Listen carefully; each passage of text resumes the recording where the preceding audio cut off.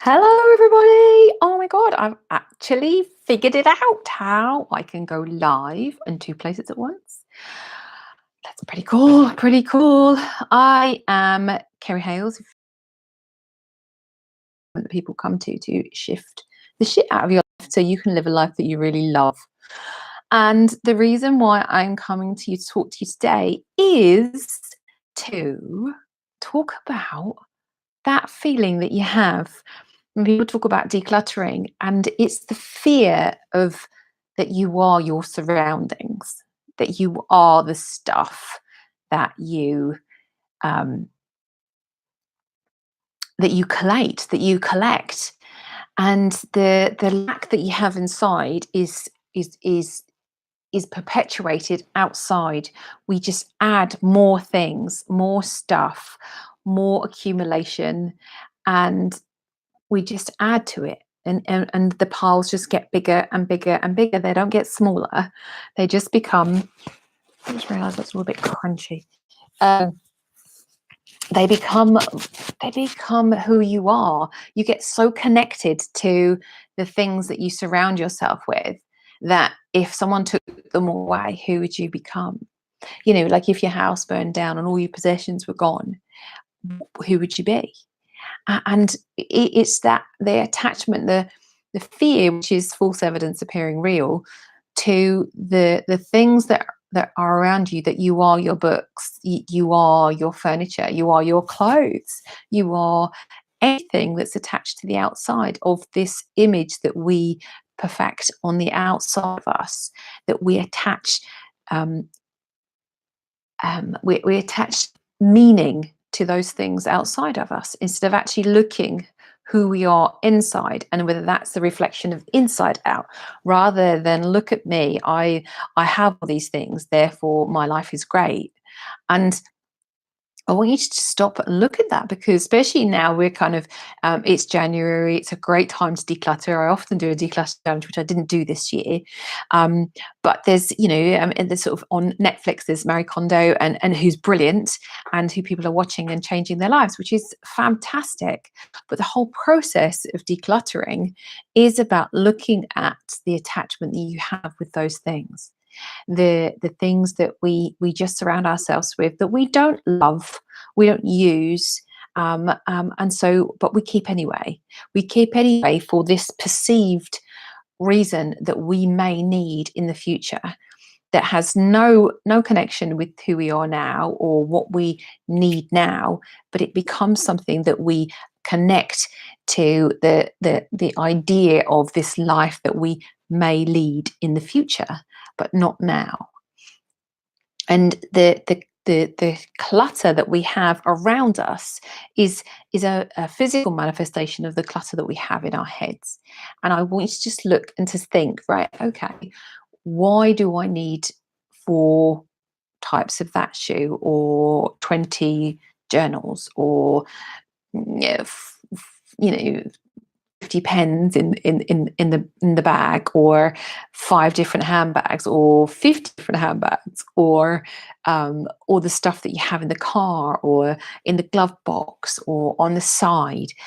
Because all of those things, if you think about, if your life is in alignment, it would be a very clean, smooth way for you to go and find what you want, get what you want, and get on with the things that you need. But with clutter, it gives us the reason not to. So when we take away that clutter, we're left with who we are. And that can sometimes be the scariest thing of all. Is like, are you when you don't have anything around you? Who's left? Who is that person? Who is that little girl, that little boy sitting there going, well, actually, I'm just me. I'm just me. And actually, I just want to do this. But we are frightened of having those conversations because we had to grow up, and we had to get a proper job, and we had to create things for work. We had to go out to work. You know, we've cultured to sit down and listen at school, and then we've taught how to do that to be an employee if you are one. And today I want you to really look at the fear attached to the story that we have around doing as you're told, and doing as we are um, trained to do. Through life, it's like you go to school, you're trained to sit, shut up, and do as you're told. And then what we do is we try to create who we are from that space by accumulating things outside of us, because we're not creating from within. And the fear attached to that is that, well, if I don't have that, then I don't have any control over who I am. And I want to just stop and ask you, if that's the case, accumulating more and more stuff won't solve that equation. The equation doesn't mean, sort of, if there's lacking here and there's more here, that becomes equal. It just becomes there's lack here and there's more here. It doesn't become more investment in who you are and what you love and going on doing that. It becomes more investment in all the stuff around you to compensate for those things. So today, I just want you to look at, if you got rid of all the clutter, it can be clutter, it can be anything, especially now. It could be clutter of photos that you're collecting on your phone. It could be emails, it could be messages, it could be your cutlery drawer, it could be anything that you have to shuffle through to find what you really want is clutter. Anything. So have a look about how you organize those things. So it's kind of just like, if you think about it, if you're on your way to the bathroom and you had to navigate different things to get to what you want. And it's the same with anything that you're doing. Have a look at the everyday things. When you get up in the morning, do you find what you want very easily? Have you got 20 different things in the shower that you're looking at? You think, oh my God, I've got all these things, and which one today? Have you got 4 towels on the rack when you only need one? Do you decide sort of what shoes you're going to wear? Oh gosh, what shoes? How am I going to do that? Which coat? Which scarf? Which pair of gloves? Or which pair of sandals? Which bikini? All of those things that add stuff and stuff and stuff, and they accumulate and they distract.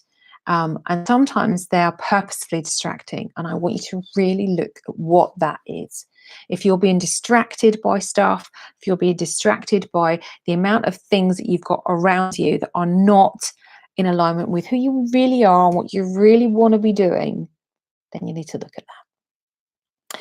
There are more videos here if you wanted to go down and have a look to see. I post possibly every day. There's always something on here that you can have a look at to shift the shit and get on with your life. If you would like to work with me and you're watching this in the time allocated, I am often running Shift the Shit in a month, but this year I'm starting it on January the 14th. If you'd like to join me, then come and join me, and I will post in either of the comments here on YouTube or on live.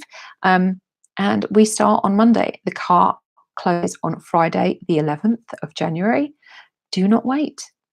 This will change your life, and I welcome you to come and join me. I'll see you soon. Bye for now.